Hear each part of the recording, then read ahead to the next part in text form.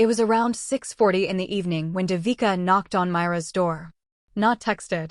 Not called. Just showed up. Hair tied in a loose braid. And a crooked smile on her face. Mira opened the door, and something in her chest cracked wide open.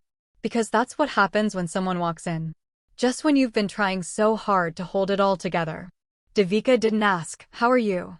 She just stepped in, tossed her bag on the couch, and said, "Okay, you look like a ghost. And your room smells like a breakup." Mira laughed. But it wasn't a real laugh. It was that tight-throated, hollow kind. The kind women do when they're exhausted from pretending they're okay. Devika paused, looked at her, and without asking, walked into the kitchen like she lived there. "Where's the damn sugar?" "I'm making chai. And no, I don't want your Ayurvedic mint detox this time. I want real chai. Dude, chini masala." Full drama. Mira followed her into the kitchen. And something inside her softened. The two of them sat on the floor, backs resting against the couch, holding their mugs like sacred anchors. Silence lingered. No words. No pity. Just that look. You know, the one your best friend gives you? Where she sees all of it, the mess, the ache, the story you haven't told, and doesn't flinch.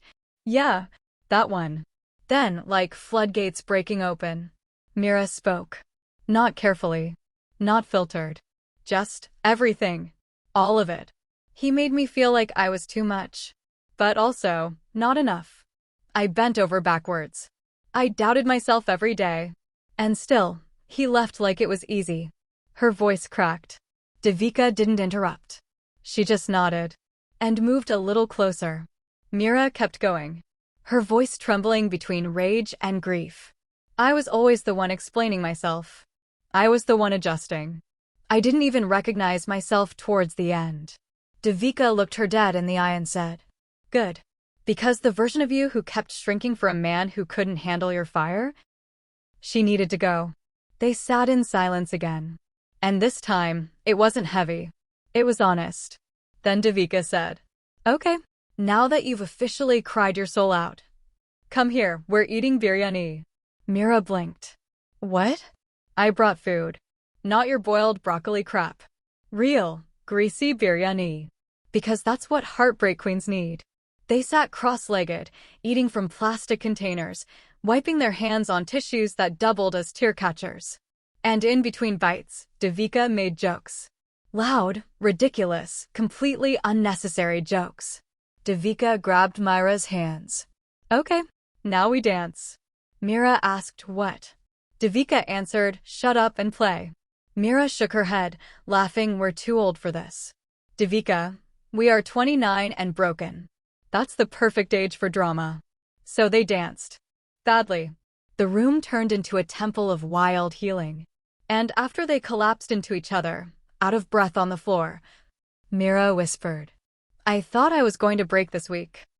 Devika looked at her, serious now. "You did. And that's exactly why you're rising." The lights were low. The movie playing in the background was ignored. They lay side by side in bed under a single blanket.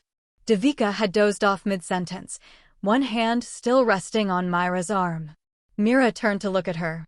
Tears welled up, but not from sadness. From something else. Something soft. Something sacred. A friend like this? It was enough. She gently pulled the blanket up over Devika's shoulder. Then over herself. And as her eyes closed, she thought, I may have lost love, but I remembered sisterhood. And tonight, I didn't cry alone. And as the city outside faded into silence, Mira fell asleep not with answers, but with something better. Because healing doesn't always arrive with fireworks. Sometimes, it slips in quietly, with biryani, with laughter, with the sound of your best friend breathing beside you. If this reminded you of someone who's been your rock, send it to her. Let her know you helped me rise. And if you're still in the ache, stay close. Because in episode 5, Mira faces the most dangerous temptation of all, the call to go back. And that, beautiful souls, is a story you won't want to miss. Thank you for watching. This was She Who Rises, episode 4, The Night She Didn't Cry Alone.